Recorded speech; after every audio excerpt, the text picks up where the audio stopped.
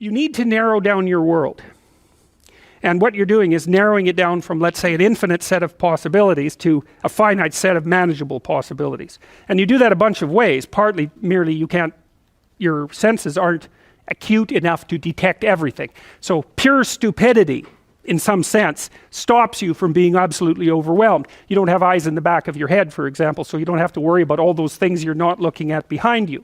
But then it's far more than that. You just can't handle that full complexity, so there's a continual narrowing process. And then you exist inside that narrowed reality. Like if I look at you like that, there's not a hell of a lot of difference between that and looking at you like that. Like I can't really see these people. I can tell they're people, that's all. I can see your face. I've got just about all of it right there. So that's a very narrow, and you're moving your eyes around and inhabiting this constant narrow space. Well, what's that space? What does that space you inhabit consist of?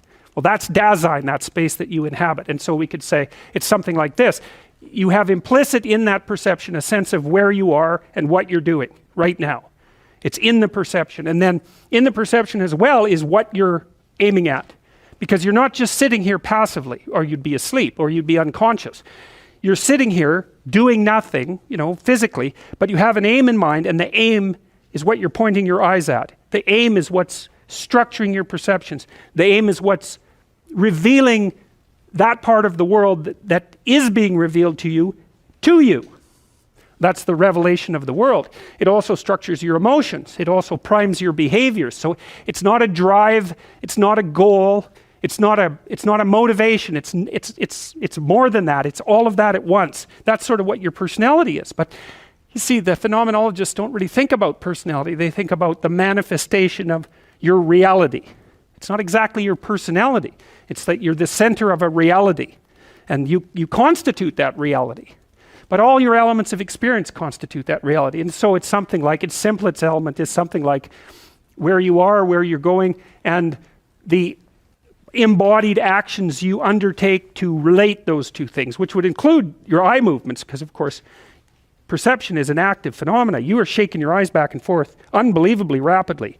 Otherwise, if you can make your eyes stand still, which you can do with great concentration, everything will black out.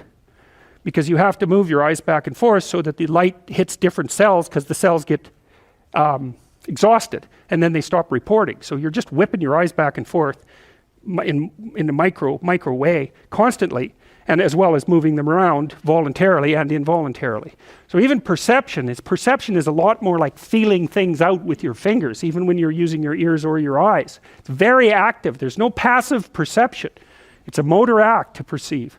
And so that motor act is determined by your hierarchy of values. That's one way of looking at it. So another way of thinking about it, that's also how the past and the future are implicit in it. Your very active perception is determined by your entire value structure.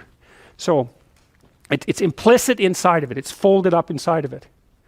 You can tell that too, because if something violates it, again, maybe an argument with someone, because it's good to think about people as the thing you interact with the most, as the canonical object, because they're so damn complicated and they get in the way all the time. And when someone gets in the way of what you're doing, it isn't obvious what they're interfering with. It might be the little micro routine that you're undertaking right now.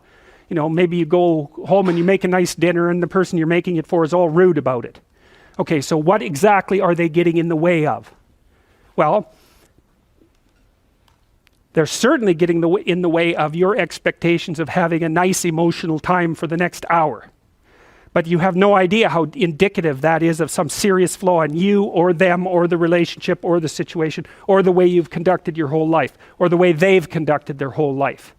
And all of that's packed in there. It's sort of like the unconscious of the psychoanalysts. But it's not the same conceptualization. It's another way of looking at the same phenomena.